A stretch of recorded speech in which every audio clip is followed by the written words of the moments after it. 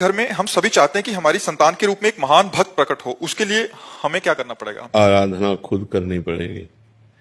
जब तक माता और पिता भक्त नहीं होंगे, भगवान के चिंतन परायण नहीं होंगे, सतोगुणी नहीं होंगे, तब तक भक्त संतान कैसे? तो बड़े भाग्य होते हैं। कुलम पवित्रम जननी कृतार्था वसुंधरा पुण्यवती चैन। वो भूमि पावन हो जाती है, वो कुल पावन हो जाता है, वो माँ जय जयकार करने योग्य हो जाती है जिसके पुत्र भगवान का भक्त पैदा हो। नाम प्रसंग कहत उपदेश, जहाँ या धर्म धन्य सो देश, धन्य सो कुल जो जन्म भयो, धन्य सो तात धन्य सो माय, संतत सकल सुनो चितलाय। श्री हरिवंश। जो भगवान का नाम जप करने वाला भक्त जिस कुल में पैदा हुआ, वो देश धन्य, वो गांव धन्य, वो कुल धन्य, वो माता पिता धन्य जिसमें भगवान का अनुरागी भक्त। तो इसलिए कुछ नियमों का पालन अगर करे और भगवान का भजन करे तो भक्त संतान होने की संभावना है, वो भी भगवान की कृपा से।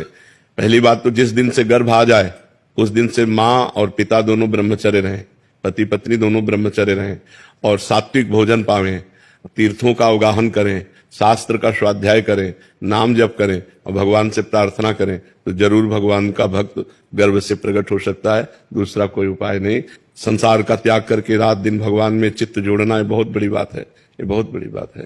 तो ऐसा करे, भगवान से प्रार्थना करे और संयम से चले, नाम जप करे तो वही संस्कार गर्भस्थ शिशु में पड़ेंगे तो जरूर न जरूर भगवान का भक्त या देश भक्त पैदा हो जाए तो जीवन का। हमारे पिताजी बड़े भक्त थे।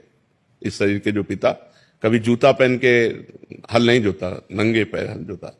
और संतों की सेवा, तो हम लोग जब छोटे छोटे थे, चार चार संत आ जाते, सबके चरण दबाओ, चरण धो, चरणामृत पियो, उनके पास बैठना, वो श्री राम जय जय राम कीर्तन कराते, कीर्तन करते, भागवत हो रही वही बैठ के सुनते। बचपन से भागवतिक सब परमाणु मिले। माता जी को तो क्या कहना, साक्षात देवी।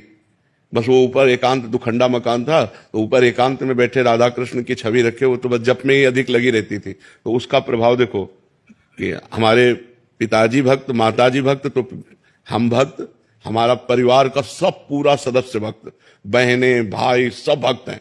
तो जैसे हम परमाणु अपने परिवार को देते हैं वैसा ही हमारा परिवार होता है। तो हम माता पिता का विशेष योगदान होता है। पुत्र की उद्दंडता या सौम्यता ये माता पिता से। अब आप गंदे आचरण कर रहे हो, गर्भस्थ शिशु है, उल्टा सीधा खा रहे हो, उल्टे सीधी बातें कर रहे हो, वही संस्कार पढ़ रहे हैं।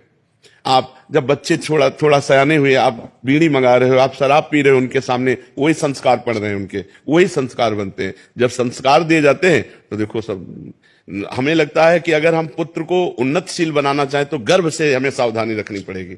गर्भ से ब्रह्मचर्य, जहां संतान आ गई फिर ब्रह्मचर्य का माता पिता कौन पालन करता है?